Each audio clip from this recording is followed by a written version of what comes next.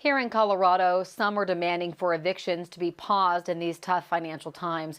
Protesters say lawmakers in the state aren't doing enough.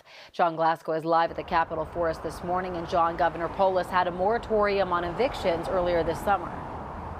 That's right, and that moratorium is set to expire, and that put the onus here on state lawmakers at the Capitol to come up with a solution, but they have been unable to do that so far. So that has many concerned that there are going to be mass evictions across the state. A group of protesters blocked the entrance to the Webb Municipal Building, hoping to prevent landlords from moving forward with eviction notices. 2 people were arrested for obstruction of government operation. Now, with the moratorium on evictions expiring, it does raise the question about rental assistance. Nearly 600,000 people could be at risk of eviction, according to the Aspen Institute. But just 458 cases were filed in the state last month. The true test could come August 11th, when the executive order ends, meaning landlords could start the eviction process. Apartment Association of Metro Denver says it could be lengthy and expensive for landlords.